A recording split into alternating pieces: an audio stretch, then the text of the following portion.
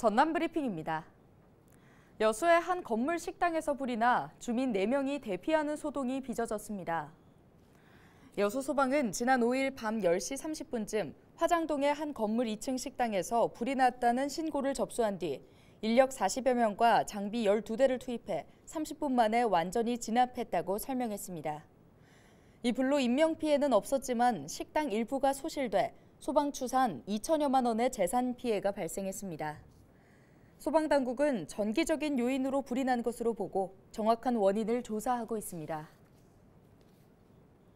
여수 해양경찰이 해상 기상 악화와 겨울철 해양사고에 대비해 치안 현장을 점검했습니다. 여수 해경은 주말 동안 풍랑주의보가 내려진 여수와 고흥 해역을 찾아 낚시어선 안전관리와 어선 통신 설비 전수조사, 화재 설비 점검 등을 실시했습니다. 해경은 현장 점검과 어민 대상 안전교육을 확대해 안전사고 예방에 집중할 방침입니다. 해남군이 미남축제 현장에 24만 명이 다녀갔다고 밝혔습니다.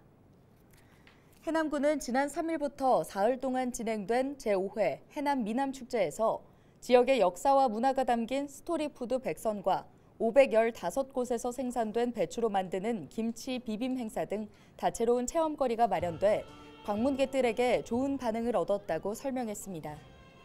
해남군은 이번 축제가 큰 사고 없이 안전하게 마무리됐다며 내년에는 더 알차고 내실 있는 축제를 선보이겠다고 강조했습니다.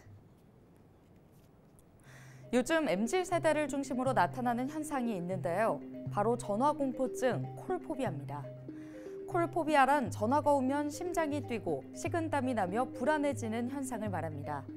알바천국이 MZ세대를 대상으로 조사한 결과 1,496명 중 35.6%, 즉 10명 중 3명 정도가 증상을 겪고 있는 것으로 나타났습니다. 이들이 통화를 두려워하는 이유로는 생각 정리할 틈 없이 대답해야 해서가 60%로 가장 컸습니다. 대면보다 비대면이 익숙한 MZ세대에게 목소리로 답하는 것이 부담이 되는 셈입니다. 2009년 스마트폰의 등장과 함께 나타난 콜포비아 현상은 코로나 기간을 거치면서 더욱 확산됐습니다. 그렇다면 이 콜포비아를 극복하고 치료하기 위해선 어떻게 해야 할까요?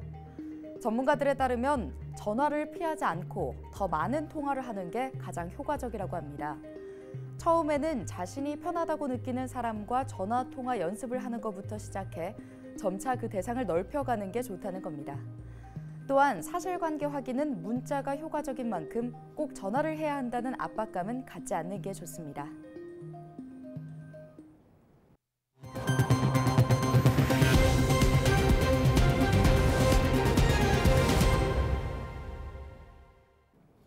전남도의 지원을 받은 여수 지역 기업이 국내 최초로 생분해성 친환경 해양 부표를 개발했습니다.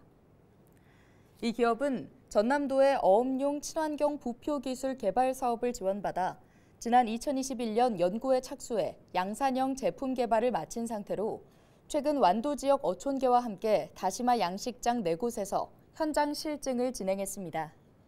전남도는 내년 상반기 해양수산부에 친환경 부표 정식 인증을 신청한 뒤 인증을 취득하면 양산 체계가 구축되도록 지원할 방침입니다. 목포대학교 검도부가 일본에서 진행되는 대학생 국제 오픈 검도대회 한국 대표로 출전합니다. 목포대 검도부는 15일부터 17일까지 일본 가나자와시에서 열리는 국제 오픈 검도대회에 출전해 승부를 겨루게 되는데요. 이번 대회는 미주와 유럽, 아시아 국가의 대학팀 343곳에서 1,500여 명이 참가하는 국제대회입니다. 현대 사모중공업 임직원들이 단체 헌혈에 나섰습니다. 현대 사모 임직원들은 최근 코로나19와 독감이 유행하면서 혈액 수급에 차질을 빚고 있는 만큼 지난 1일부터 3일 동안 광주 전남혈액원과 함께 헌혈을 진행하는 등 원활한 혈액 수급에 동참했습니다. 현대사모는 현재까지 만여 명의 임직원이 헌혈에 동참한 것으로 알려졌습니다. 지금까지 전남브리핑이었습니다.